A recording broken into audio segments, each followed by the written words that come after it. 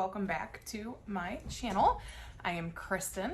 This is Mama's Reading Nook, and today the video I have for you is the 23 books I want to read in 2023.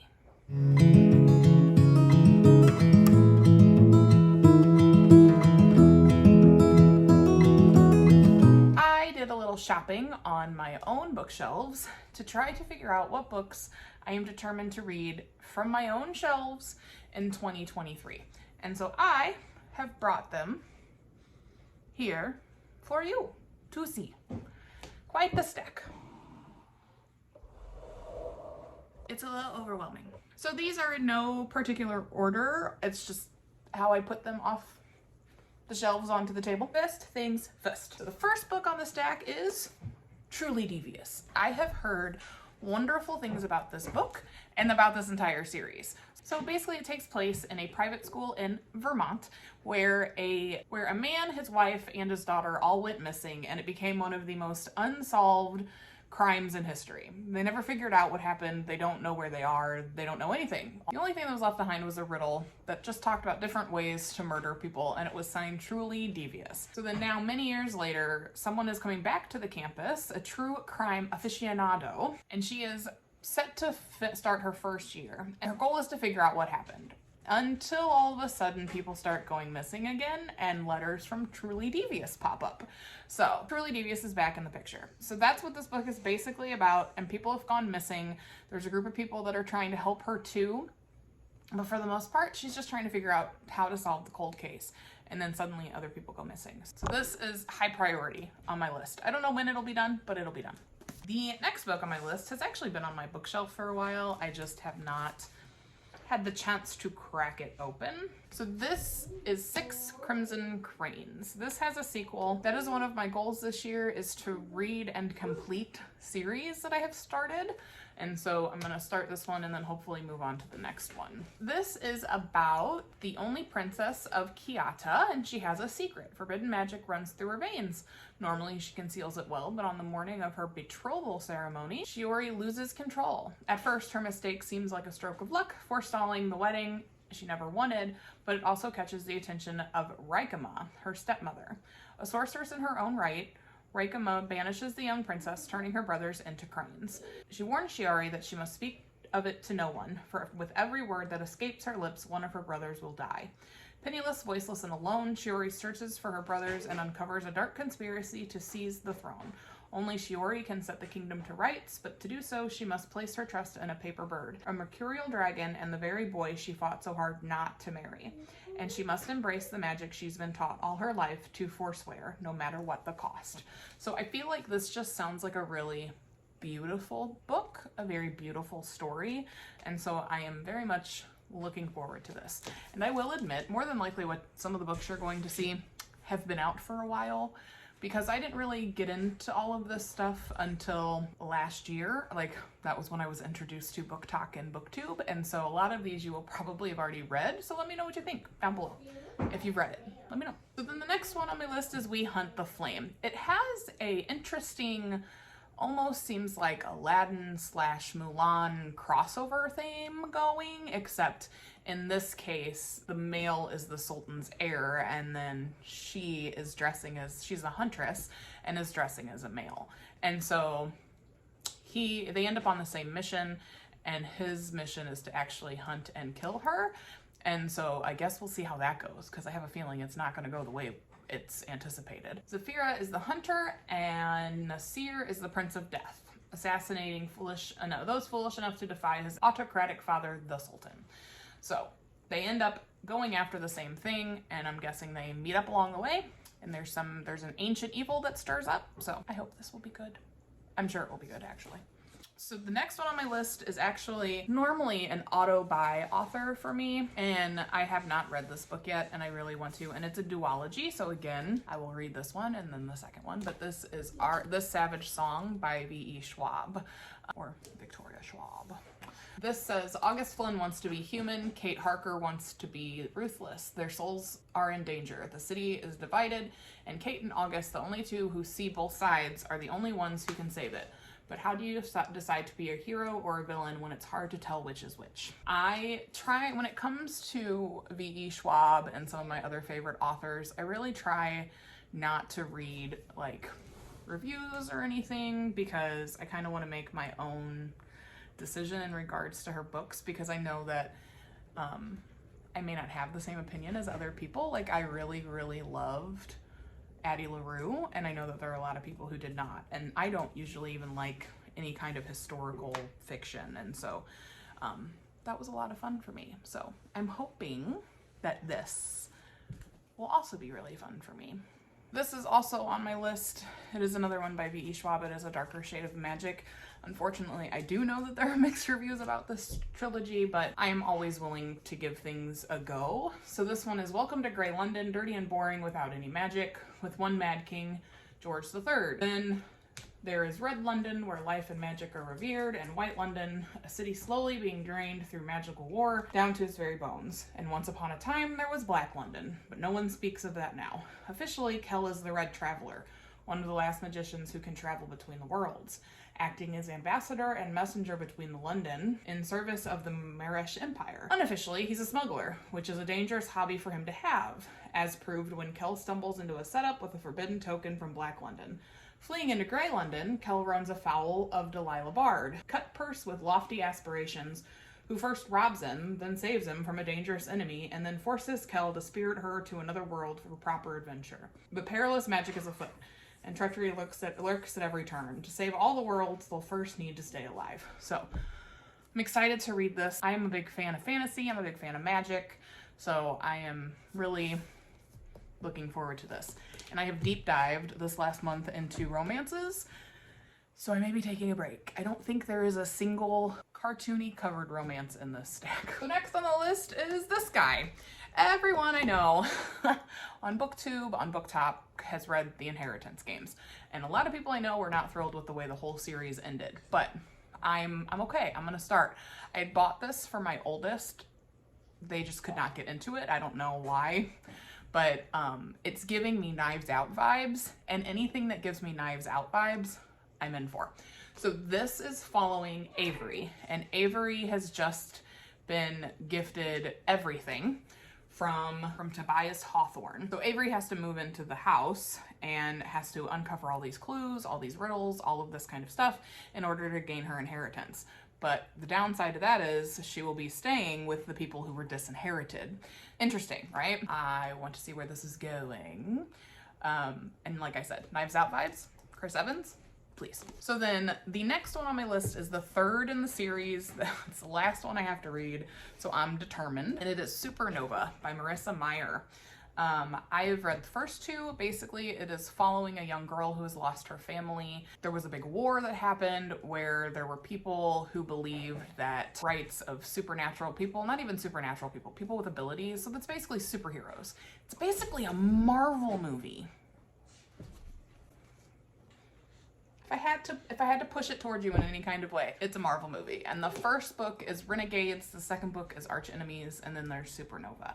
And this is the wrap-up of the story. Basically, Nova is a girl her family was killed, and she joined forces with her uncle, who was working like an underground kind of thing, rebels trying to give people that have abilities more access, more life, more all of that. And then the Renegades came along and kind of wiped everybody out. And now the Renegades are running the show, and they still have people that don't like that, that don't like the politics in play. And so that's what she ends up infiltrating the Renegades and meets a guy who she kind of starts to get a crush on, but he's the son of the man that killed her uncle. Needless to say, it's an interesting story. And it's probably one of the more unique series I've ever read. I haven't read a whole lot of books that deal with more superheroes than anything else, and so it's fun. So the next book on my list is Nevernight by Jay Kristoff. I borrowed this entire series from a friend of mine, so Sarah, shout out. I still have it. I still have to read it.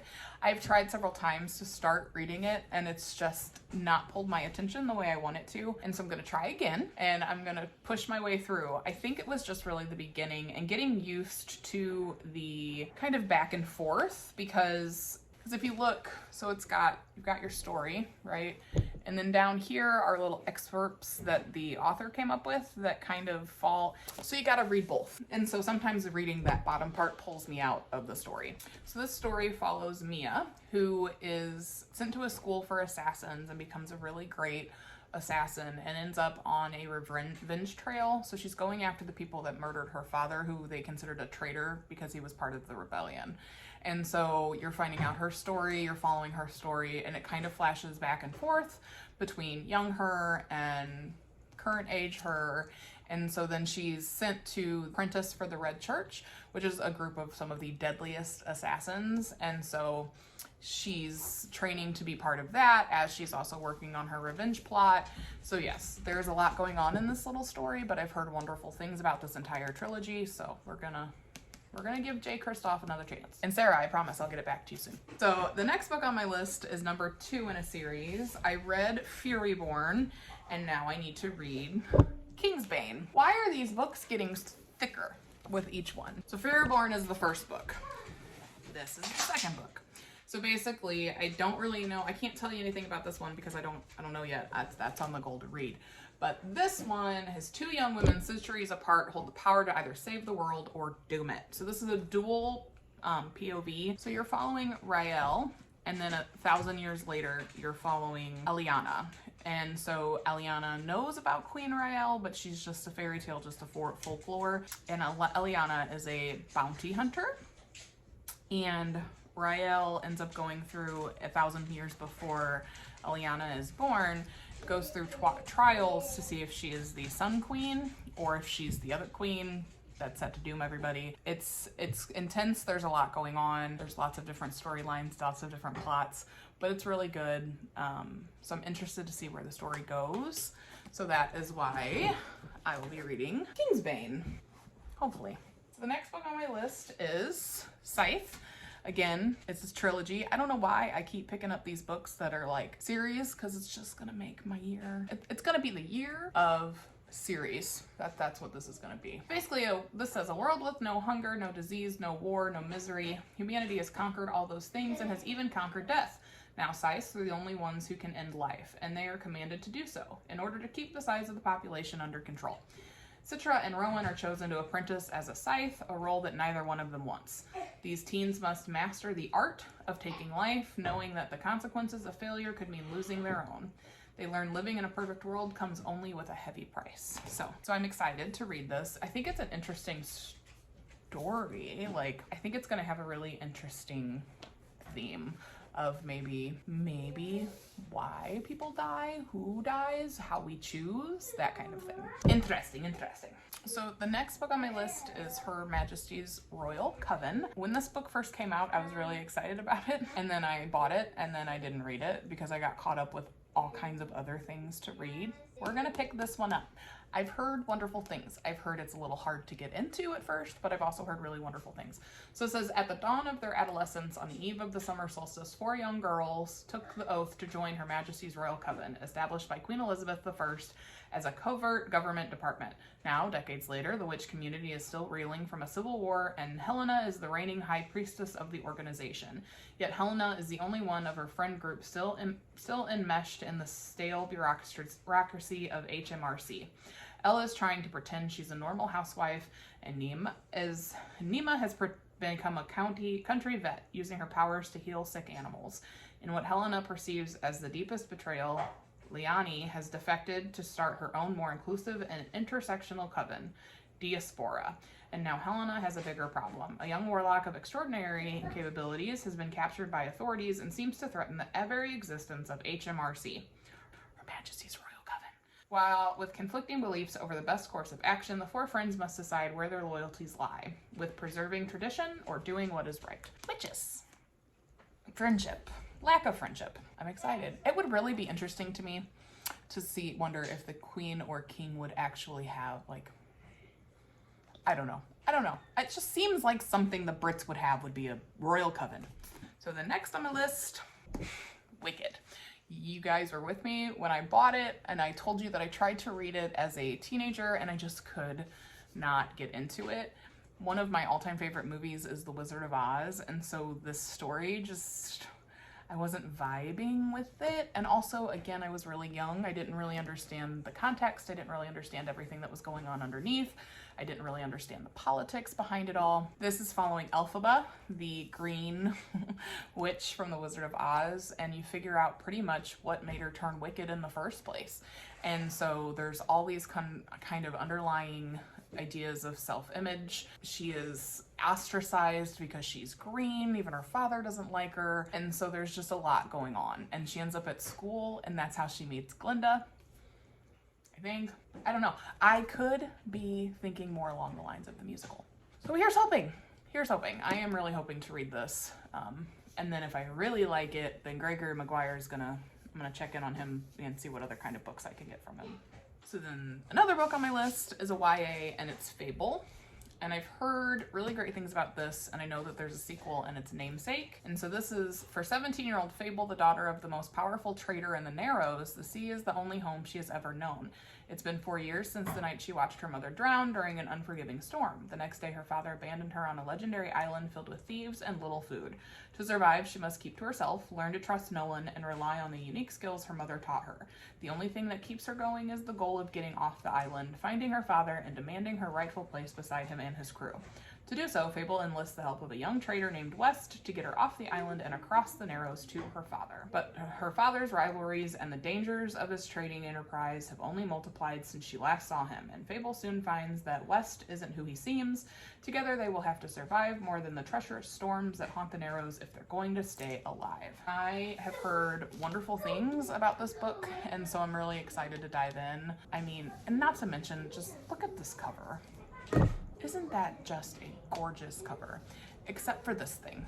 You know, I will vent about this stuff until the day I die. Why can't we make it a sticker? Why can't we put it, oh, I don't know, on the inside cover of the book or something? Why does it have to be on the cover?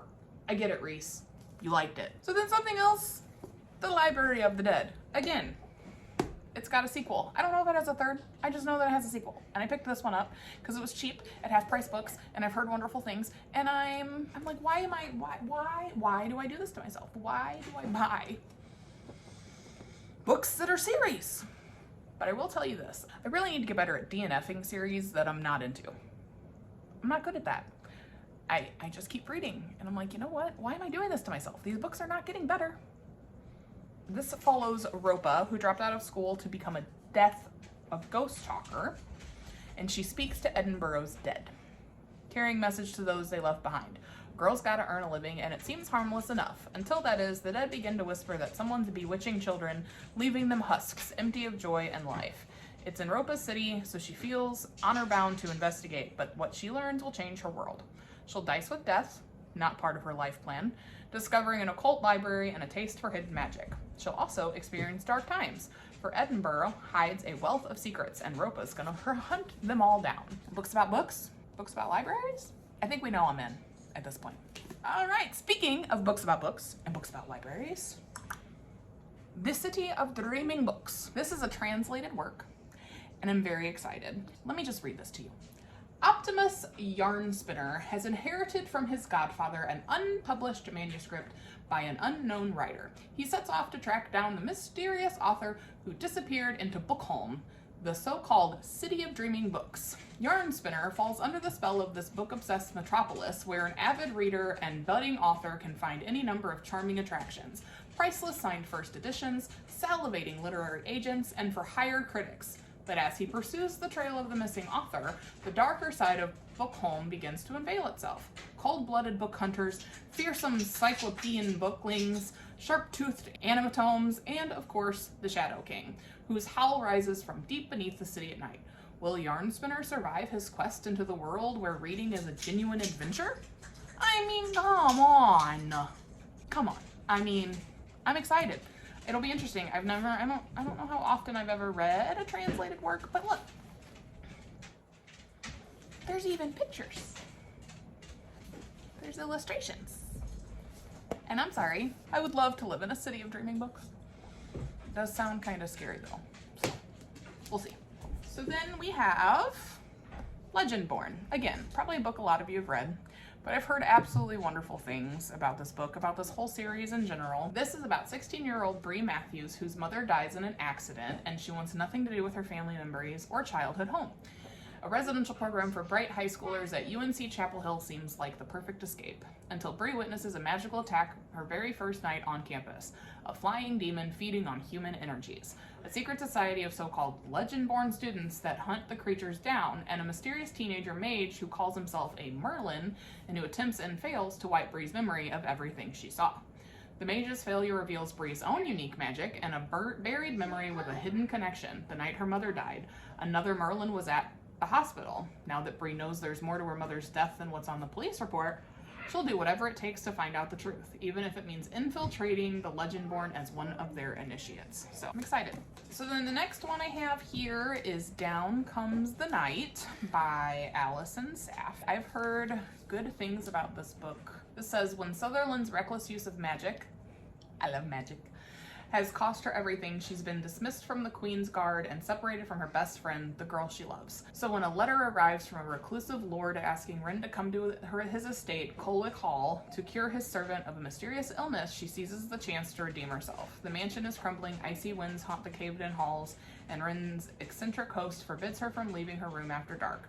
Worse, her patient isn't a servant at all, but Hal Cavendish, the infamous Reaper of Versaria and her kingdom's sworn enemy.